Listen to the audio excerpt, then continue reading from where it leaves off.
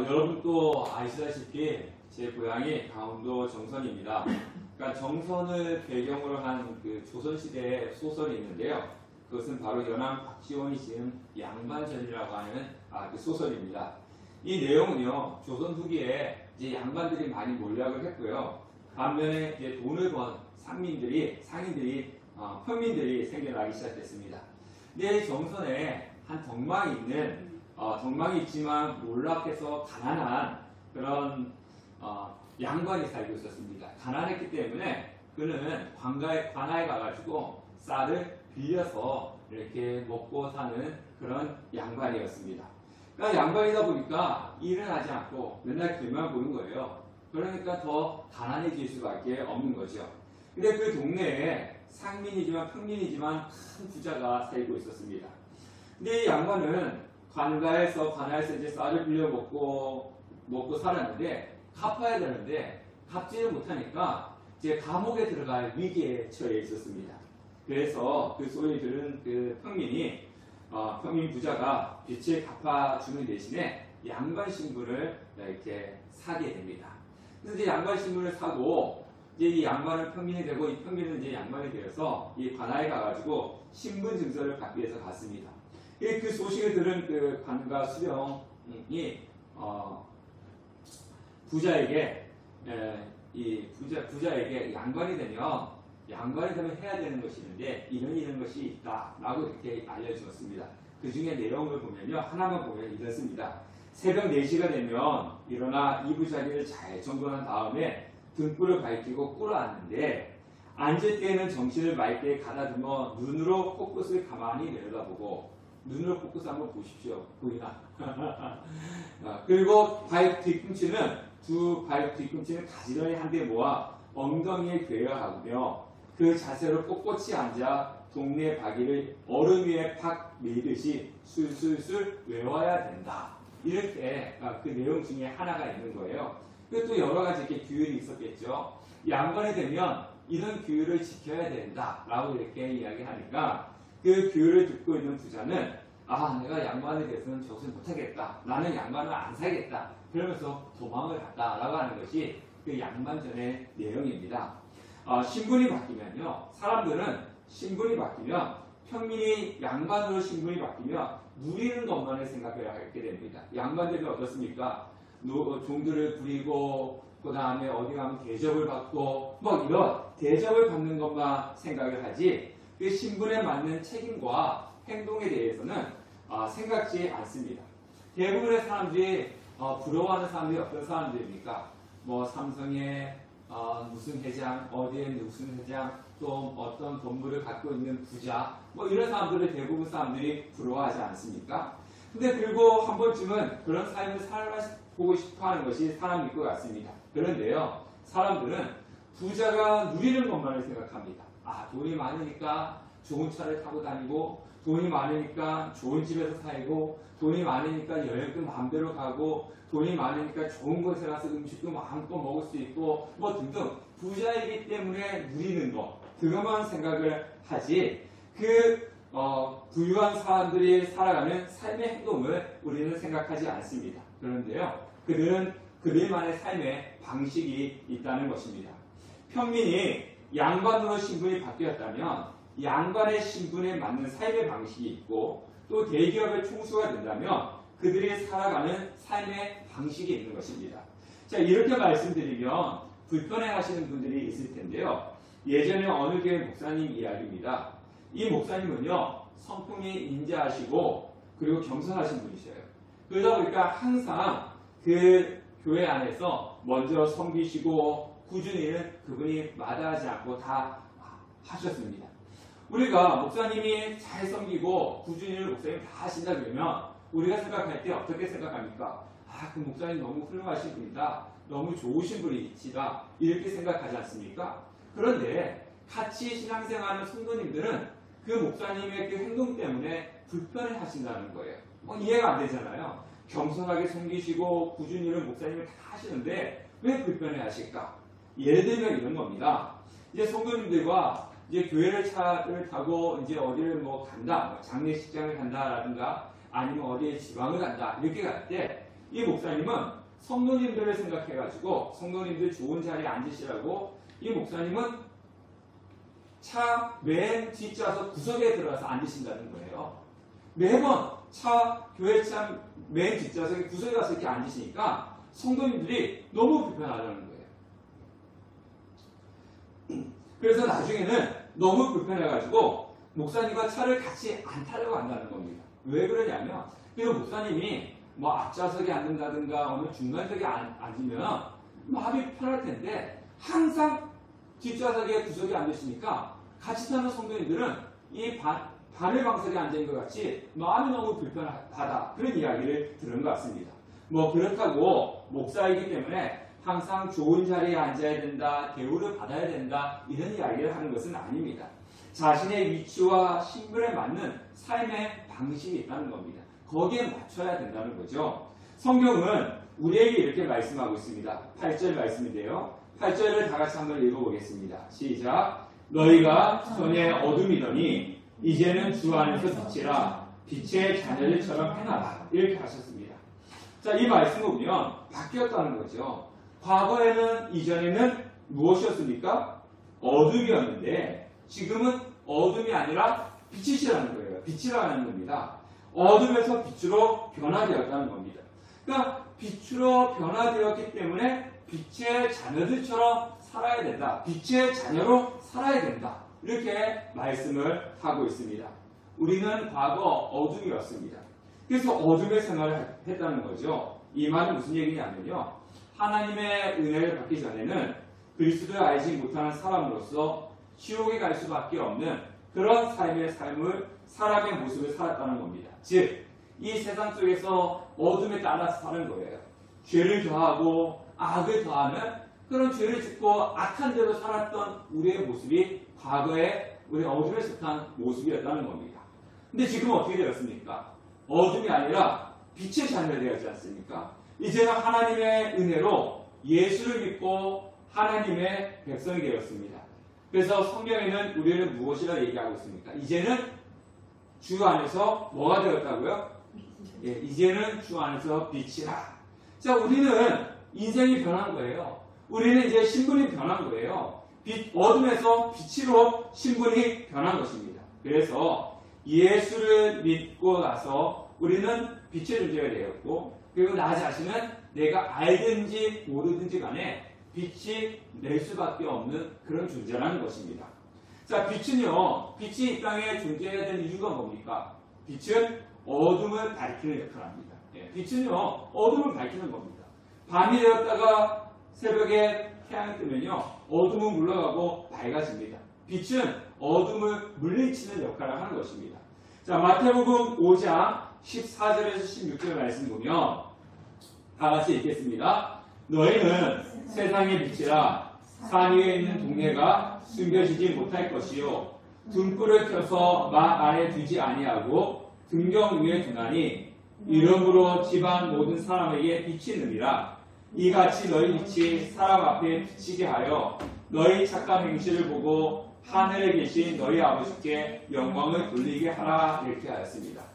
자, 등불을 켜서 막 아래에 두지 아니한다 그랬습니다. 그죠? 등불을 켜가지고 막 아래에 두지 아니하고 등경 위에 둔다는 것은 뭡니까? 예, 등불을 켜가지고 막 아래에 두지 않고 등경 위에 두는 이유가 뭐죠? 예, 왜 그렇습니까?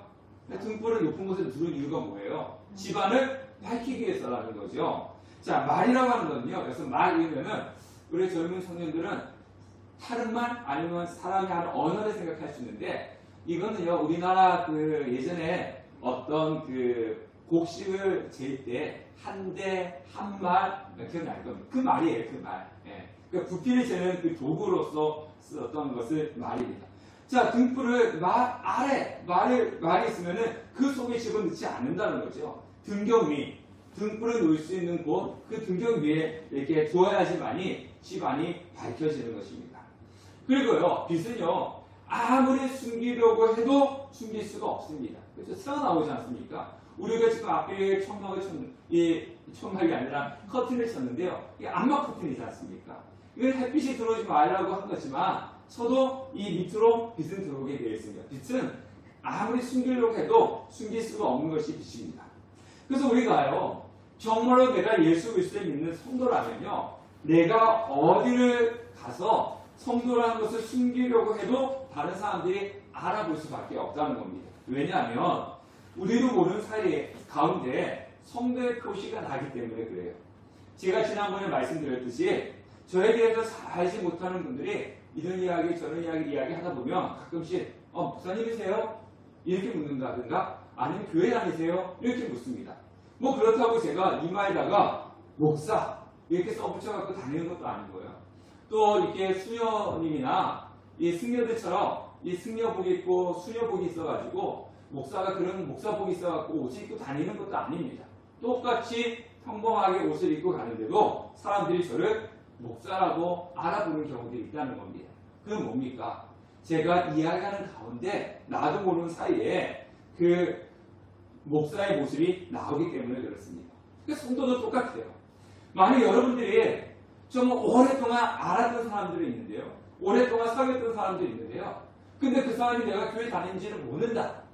근데 나중에 몇 년 돼서 나 교회 다녀. 이렇게 그 사람들이 깜짝 놀라서 아니 당신 교회 다녔어? 이렇게 한다면요. 내가 진짜 예수 그리스도를 믿는지를 한번 생각해 보셔야 되는 거예요. 네, 우리는요. 빛이기 때문에 내가 숨기지 않으려고 해도 은연중에 성도라고 하는 표시가 나오게끔 되어 있습니다. 그래서 사람들이 알아볼 수밖에 없다는 거죠.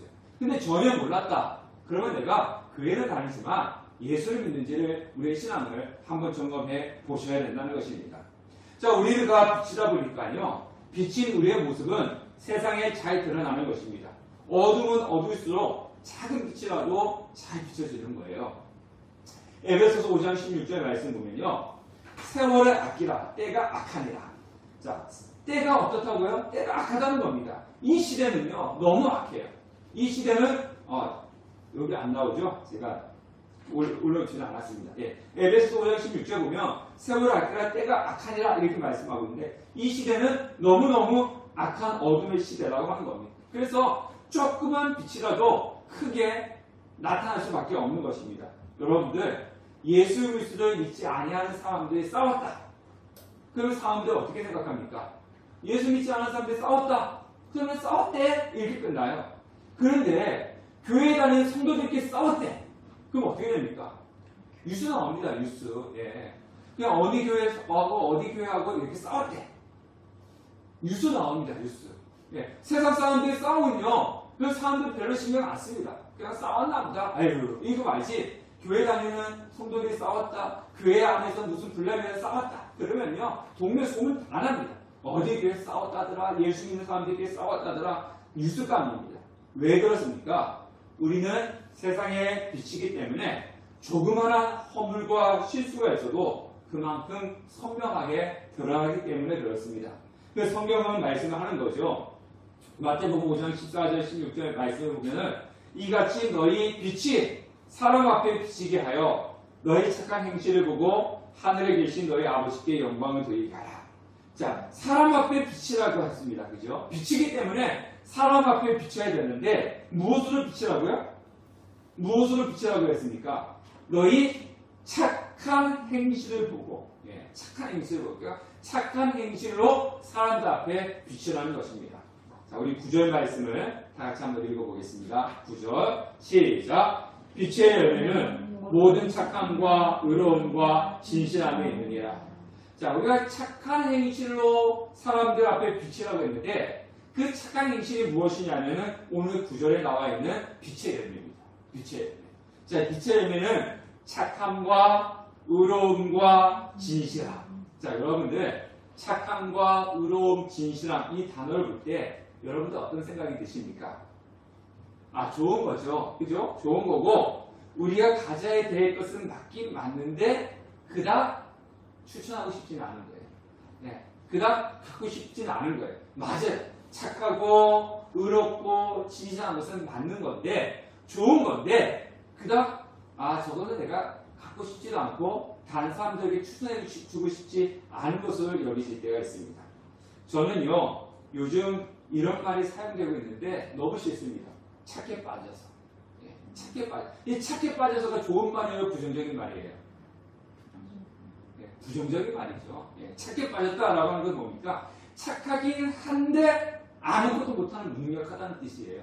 그래서 쟤는 착해 빠져서 아무것도 못해. 이거예요, 이거. 예. 자, 착한 것이 나쁜가요? 좋은 건가요? 좋은 거죠. 좋은 거, 그러면 우리가 착해야 되는 거 맞지 않습니까? 근데 악해야 됩니까? 착해 빠져서, 이거는 뭡니까?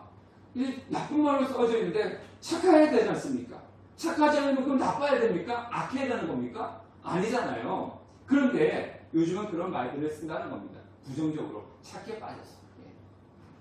저는 지난번 어떤 모임에 갔는데 그 모임에서 사람은 욕심이 있어야 된다. 그러면서 저 사람이 욕심이 있는지 없는지 확인해 봐야 된다. 이런 이야기를 하는 것을 들었습니다. 저는 그 말을 듣고 심히 불쾌했어요. 욕심이 없으면 뭔가 부족한 사람으로 여겨지고 이야기하는데 한마디 해주려고 했습니다. 우리는요, 욕심은 없어야 돼요. 뭐가 있어야 됩니까? 열정과 열심이 있어야죠.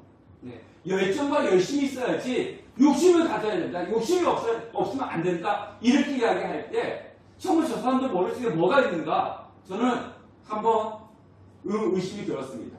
착하면은 바보 취급을 당하고 욕심을 내야 인정받는 이 세상이 그만큼 악하다는 거예요. 네. 착하면 인정받지 못하고 욕심을 내야지 인정받는 세월이 악한 겁니다. 그러다 보니까요, 이런 세상 속에서 살아가는 성도들도 세상에 물들어가지고 세상에 물들어서 그렇게 살아가는 것이 당연하다고 생각합니다. 착하게 살아가면 안 되고 이 세상은 욕심을 가지고 살아가야 돼. 착하면 살아가 안 돼. 이렇게 교회 다니는 성도들도 생각한다는 거예요. 왜? 세상에 물들었기 때문에 그렇습니다. 몸은 교회에 나오는데요. 내 생각은 세상에 물들어 살아가는 겁니다. 그렇지만 하나님이 우리에게 원하는 것이 있어요. 그렇지만 하나님이 우리에게 원하는 것은 뭐냐면요. 착함과 의로움과 진실함입니다. 여기서 착한다고 하는 것은요. 선입니다. 선. 착한 것은 선을 이야기하고요. 의로움은요. 바르고 정직함을 이야기합니다. 그리고 진실함은요. 참된 것을 이야기합니다. 자, 그래서 착하다고 하는 의미는요. 행동하는 사람, 실제적인 사람을 의미하는데 형제와 이웃과 세상을 위해서 자기의 것을 내어주는 행위, 이것이 착한 것입니다. 하나님은 우리에게 이렇게 명령하셨죠. 데살로니가전서 5장 15절 말씀 보면 삼가 누구에게든지 악으로 악을 갚지 말게 하고 오직 피차 대하든지 모든 사람을 대하든지 항상 선을 쫓으라. 악을 악으로 갚는 것이 악이에요. 특히 이거지 않습니까? 내가 뺨을 한 대 맞으면 두 대를 때려줘야 되고 되로 받으면 되로 갚아줘야 되고. 그래서 예수님께서 왼쪽 뺨을 맞으면 오른쪽 뺨을 대라고 한 게 뭡니까? 사람은요, 한 대 맞으면 두 대를 때려야 되는 야지 속이 후련한 것이 있어요. 근데 맞으면은 돌을 내라는 거예요. 네. 악을 악으로 갚는 것이 악이고요. 선을 악으로 갚는 것이 선입니다. 다윗은요, 자신을 죽이려고 찾아다녔던 사울을 만났을 때 어떻게 했습니까? 나를 죽이려고 쫓아다녔네? 그러니까 내가 죽여야지. 이게 보통 사람들의 모습이죠. 그런데 다윗은 자신을 죽이려고 쫓아다녔던 사울의 생명을 두 번이나 살려주었습니다. 이것이 바로 선으로 악을 갚은 것입니다. 두 번째 의로움은요, 정직함과 바름이라고 하지 않습니까? 하나님 앞에서나 사람들 앞에서 정직한 모습으로 살아가야 되는 것입니다. 정직하고 바른 것이 강력한 힘을 발휘하는 거죠. 하나님 보시기에 바르지 못한 삶은요, 순간은 평통할 수 있지만 결국은 아무것도 남지 않습니다. 우리 주위에 보십시오. 정직하지 못해가지고 나중에 다 뒤통이 나가지고 하늘까지 올라갔다가 땅 끝까지 떨어지는 사람들이 얼마나 많이 있습니까? 이 의로, 바름과 정직함을 하나님께서 우리에게 요구하고 계시는 겁니다. 세 번째는 뭡니까? 진실함이죠. 속임이 없다는 겁니다. 속임이 없다는 것. 자, 왜 하나님께서 진실을 요구합니까? 자, 사단은 어떤 사람이죠? 사람이 아니라 사단은 어떤 존재죠? 거짓말쟁이지 않습니까? 그래서 예수님이 사단을 가지고 거짓말쟁이요, 거짓의 암이다, 그렇게 이야기를 했습니다. 자, 사단은 거짓말쟁이면 우리는 하나님의 백성, 빛의 자녀지 않습니까? 그러면 우리는 어떤 모습을 가져야 되는 겁니까? 사단이 거짓말쟁이면 우리는 정직해야죠. 예, 진실해야 되죠. 사단은 거짓말쟁이면 우리는 진실해야 되는 것입니다. 그래서 하나님이 이렇게 말씀하셨습니다. 에베소서 4장 25절 말씀 보면 그런즉 거짓을 버리고 각각 그 이웃으로 더불어 참된 것을 말하라. 이는 우리가 서로 지체가 되느니라. 자, 물론 우리가 큰 병이 걸려가지고 당장 내일 모레 이 시한부 사형 선고를 받은 사람한테 가가지고 당신은 지금 큰 병이 걸렸고 내일 모레 죽는다고 합니다. 거짓말하면 안 되니까 나는 진실하게 이야기해야 되니까 속일 수가 없으니까 내가 가서 당신은 내일 모레 죽는데요. 이렇게 이야기하는 것은 아니죠. 이것은 지혜가 없는 거죠. 지혜가 없는 거죠. 이건 진실과 거짓이 아니라 지혜가 없는 겁니다. 지혜 있게 이야기하면 되는 겁니다. 어떤 사람은 그렇게 이야기하더라고요. 거짓말을 수없이 하면서도 자기가 하는 말은 선의의 거짓말이다. 이러면서 자신을 합리화시키는 것도 보았습니다. 우리는 어떻게 해야 됩니까? 진실해야 되는 겁니다. 하나님과 사람 앞에서 진실해야 되는 것입니다. 자, 세상 사람들은요, 제가 아까 얘기했지 않습니까? 착함과 의로움과 진실함. 착함과 의로움과 진실함을 딱 들었을 때, 맞긴 맞는데, 저건 내가 가져야 될 것이 아니고, 저것은 우리가 좀 멀리 해야 될까? 어떤 거리감을 느껴지는 것이 우리의 실상이라면, 예수를 믿지 아니하는 사람들 어떻게 하겠습니까? 세상 사람들은요, 빛의 열매를 무시하고 필요 없는 것이라고 합니다.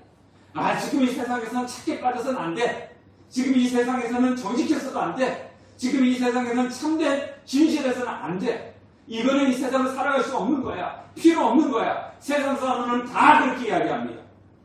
필요 없다고 이야기한다 할지라도 우리가 예수를 믿는 빛의 자녀라면, 우리가 예수 믿는 빛의 자녀라면 착함과 의로움과 진실함의 열매, 빛의 열매를 맺어야 되는 것입니다. 자, 그러면 어떻게 하면 더 밝은 빛을 낼 수 있을까요? 어떻게 하면 빛의 열매를 맺을 수 있을까요? 그것은 우리가 빛의 열매를 맺으려고 막 노력한다고 해가지고 맺어지는 게 아니에요. 내가요, 착하게 살아야지, 내가 정직해야지, 내가 진실해야지, 아무리 내 입으로 착하게 살자, 진실하자 해가지고 진실되는 것도 아니고 착하게 사는 것도 아닙니다. 착하게 살고 이 빛의 열매, 착함과 의로움과 진실함의 열매를 맺을 수 있는 방법은 뭐냐면요, 빛 대신 예수님을 가까이 하면 가까이 할수록 우리는 자연스럽게 이 빛의 열매를 맺을 수가 있다는 것입니다. 우리가 예수님부터 멀어질수록 우리는 어디와 가까워지겠습니까? 예수님은 빛이시잖아요. 예수님은 빛이시지 않습니까? 빛과 멀어질수록 어디하고 가까워지는 겁니까? 어둠과 가까워지는 거죠. 이 태양과 멀어질수록 차갑고 춥고 어두워지는 것처럼 태양과 가까이 가면 갈수록 밝고 뜨거워지는 것과 똑같이 예수님과 가까이 가면 갈수록 우리는 어둠과 멀어지고 우리는 빛의 열매를 맺을 수밖에 없는 것입니다. 비행 선구자로 알려진 핸들리 페이지라고 하는 사람이 있다고 합니다. 자, 이 오래전 이야기인데요. 이 핸들리 페이지가 한 번은 혼자 비행기를 타고 이렇게 비행을 하고 있었대요. 이 비행을 하는 도중에 중간에 외딴 섬에서 기착을 하고 아마 연료를 공급받고 그랬겠죠. 잠깐 쉬기도 하고, 그리고 다시 이제 비행을 하기 시작했는데, 이 잠깐 쉬었던 그 곳에서 이 비행기 안에 쥐 한 마리가 들어왔다고 합니다. 지금은 이 비행기가 잘 돼 있어갖고 튼튼하기도 하고 외부에서 쥐도 들어올 수도 없고 컴퓨터도 잘 돼 있어 비행기가 자동 항로를 설정하면 자동적으로 가기도 하고 그러지만 옛날에 이 프로펠러 돌아가는 그 시대 비행기는요, 이게 지금처럼 잘 만들어지지도 않았지 않습니까? 근데 쥐 한 마리가 들어와가지고 무엇인가 자꾸 갉아먹는 소리가 들리더라는 거예요. 그래서 이 페이지라는 사람이 마음에 걱정이 되는 거예요. 제가 저렇게 쥐가 갉아먹다가 이 선줄에도 하나 갉아먹는다면, 그러면 이게 엔진이 작동이 안 된다든가, 아니면 뭔가 비행기가 작동되지 않으면은 추락하는 거지 않습니까? 그렇다고 비행기 보고 자동 항해 장치가 지금처럼 있는 것도 아니라서 하는 도중에 자기가 일어서가지고 뒤에 가가지고 쥐를 잡을 수도 없고, 되게 난감하더라는 거예요. 그래서 뭔가 잘못돼서 추락하면 어떻게 하지? 되게 위험한 상황인데, 한 가지 딱 떠오르는 것이 있더라는 겁니다. 생각나는 것이 있는데, 쥐는 높은 고도에서는 견디지 못한다는 거예요. 높은 고도에 올라가면 쥐는 죽는다는 겁니다. 그래서 이 비행사는요, 비행 고도를 높이 올라갈 수 있을 만큼 올라갔다는 겁니다. 사람이 숨이 막혀서 견딜 수 없을 정도까지 올라갔대요. 그리고 그곳에 올라가서 긴장해서 조용히 소리 들어보니까 아무 소리도 들리지 않다는 겁니다. 그 전까지는 막 쥐가 왔다 갔다 하고 뭐 가위가 먹는 소리도 나고 막 그랬는데 그 높은 곳에 올라가니까 아무 소리도 들리지 않다는 거예요. 그래서 나중에 비행기를 마치고 목적지에 도착해 보니까 바로 조종석 뒤에서 쥐가 죽어있다는 것입니다. 그렇습니다. 우리가요, 빛의 근원이신 예수님께를 향하여 더 높이 올라가고 감옥갈수록 우리를 괴롭히고 긴장시키는 어둠은 견디지 못하고 죽는 겁니다. 그리고 우리의 신앙은 뜨거워지는 거예요. 근데 반대로 우리의 신앙이 떨어지면 떨어질수록 우리의 신앙의 불은 꺼지고 반대로 우리의 세상의 유혹은 더 강하게 우리를 찾아오는 것입니다. 그러면 우리의 신앙은 마침내 추락하고 말 것입니다. 그래서 우리의 신앙을 좋아야겠다. 우리가 신앙이 성숙해야겠다. 믿음이 성숙해야겠다. 그것은 내가 입으로 아무리 외쳐도 되는 것이 아니라 뭐가 하면 되냐면요. 예수님께 가까이 가면은 우리를 괴롭히는 세상의 유혹들, 우리를 흔들리는 어둠의 세력들은 떠나갈 수밖에 없는 것이고 우리에는 은혜가 충만해질 수밖에 없는 겁니다. 근데 예수님은 멀리 하면 멀리 갈수록 세상은 우리를 진정하게 쫓아와가지고 우리를 흔들어 놓고 그리고 결국은 우리의 신앙과 믿음이 떨어지는 거예요. 빛의 열매는 내가 맺어야지 해서 맺는 것이 아니라 예수를 가까이 하면은 자연히 맺혀지는 열매인 것입니다. 10절 말씀 보도록 자, 10절 다 같이 읽어볼게요. 시작. 주를 기쁘시게 할 것이 무엇인가 시험하여 보라. 자, 빛의 자녀로, 우리 빛의 자녀지 않습니까? 빛의 자녀로 빛의 열매를 맺는 것이 누굴 기쁘시게 하는 거더라고요? 주님을 기쁘시게 하는 거라는 겁니다. 자, 빛의 열매, 착함과 의로움과 진실함으로 세상의 빛을 비추는 것이 주님이 우리에게 원하시는 것입니다. 자, 그러므로 우리가 행하는 일들이 착함과 의로움과 진실함에 속해 있는지 우리 자신을 시험해 가야 되는 겁니다. 여기서 시험하다라고 하는 것은요, 어떤 의미가 있냐면요, 점검하다, 검사하다, 조사하다 이런 의미를 가지고 있는 거예요. 자, 그러니까 이 말씀을 통해서 우리가 알 수 있는 것은 뭐냐면요, 하나님을 기쁘시게 하는 빛의 열매가 내게 있는지 항상 어떻게 하라는 겁니까? 늘 점검하고 검사하고 조사를 하는 거예요. 항상 내 마음을 보면서 내 자신을 살피면서 내가 빛의 열매, 착함과 의로움과 진실함이 있는지 검사하는 거예요. 그래서 우리가 빛의 열매를 맺기 위해서 예수님과 가까이 하는 것이 예수님을 기쁘시게 하는 거라는 겁니다. 11절 말씀에 보면 그래서 열매 없는 어둠의 일을 참여하지도 말고 도리어 책망하라. 열매 없는 어둠의 일, 빛의 열매에 반대되는 거죠. 열매 없는 어둠의 일을 참여하지도 말고 책망하라 그렇게 말씀하고 있습니다. 왜냐하면 그것이 나를 죽이는 것이기 때문에 그렇습니다. 14절 말씀을 보도하겠습니다. 14절 말씀 다 같이 읽어보겠습니다. 14절 시작. 그러므로 이르시기를 잠자는 자여 깨어서 죽은 자들 가운데서 일어나라. 그리스도께서 너에게 비추이시라고 하셨느니라. 뭐라 얘기하고 계십니까? 잠자는 자여 깨어서 죽은 자들 가운데서 일어나라. 그리스도께서 너에게 비추시리라. 잠자는 것과 죽은 것은 다른 거죠. 예. 우리가 여기에 죽은 시체가 있고 그 옆에 잠자는 사가 있어요. 외적으로 볼 때는 똑같아 보일 수도 있어요. 그죠? 외적으로 볼 때 저기 시체 옆에서 잠자는 사람 그냥 움직이지도 않고 그냥 가만히 있으니까 죽었는지 잠자는지 우리가 모를 수도 있어요. 그런데 죽은 자는 생명이 없습니다. 잠자는 자는 생명이 있죠. 볼 때는 별 차이가 없지만은 생명이 있고 없고는 하늘과 땅의 큰 차이가 있는 겁니다. 그래서 잠자는 자여. 자, 여기서 이 잠자는 자여라고 하는 것은 영적으로 죽어 있는 자나 아니면 우리가 믿음을 잃어버린 사람들을 이야기합니다. 그래서 우리는요, 잠자는 자가 되어서도 안 되고 죽은 자가 되어서도 안 되는 겁니다. 물론 우리는 예수를 믿기 때문에 죽어 있는 자는 아닙니다. 우리는 죽어 있는 자가 아니라는 거예요. 저와 여러분은 예수를 믿기 때문에 예수님께 주신 생명을 받았기 때문에 죽은 자는 아닙니다. 그러면은 어떤 자입니까? 잠자는 자 아니면은 일어나 활동하는 자입니다. 그래서 우리는 죽은 자는 아니지만은 우리는 잠자는 자가 되어서는 안 된다는 겁니다. 잠에서 깨어나서 움직여 나가야 된다는 것입니다. 그래서 신앙을 가진 사람, 믿음, 빛의 역할을 다하는 그런 존재가 되어야 되는 겁니다. 우리는 성경에서 말씀하시기를 세상의 빛이다 그렇게 말씀을 하고 있습니다. 세상의 빛이기 때문에 당연히 무엇의 열매를 맺어야 되느냐? 빛의 열매를 맺어야 되는 겁니다. 신분이 바뀌었잖아요. 우리는 예전에는 죽어있는 어둠의 자였습니다. 그래서 어둠의 열매를 맺고 살았죠. 어떻게 하면 더 죄를 짓지? 어떻게 하면 더 악하게 살지? 그러면서 어둠의 열매를 우리가 열심히 맺었어요. 예수 믿기 전에는. 근데 우리는 이제는 예수를 믿고 빛의 자녀가 되었으니까 빛의 열매를 맺는 거예요. 착함과 의로움과 진실함의 열매를 맺어야 되는 것입니다. 이것이 바로 살아있는 신앙을 갖고 있는 사람들의 모습이고 바로 그것이 주님을 기쁘시게 하는 것입니다. 우리는 잠에서 깨어서 죽은 자들 가운데서 일어나 그리스도의 빛을 비춰야 되는 것입니다. 세상의 빛이시고 또 우리를 구원해 주신 예수님을 기쁘시게 하셔야 되는 것입니다. 잠자고 죽어있는 신앙이 아니라 살아있는 빛의 열매를 맺는 빛의 자녀로 살아가는, 세상의 사람들이 아무리 뭐라 한다 할지라도 세상의 사람들이 맺는 그 어둠의 열매는요, 어둠은 오늘 성경 말씀에 되지 않습니까? 열매 없는 어둠에 열매가 없는 거예요. 어둠에는 열매가 없는 거예요. 그것은 곧 절망이고 멸망입니다.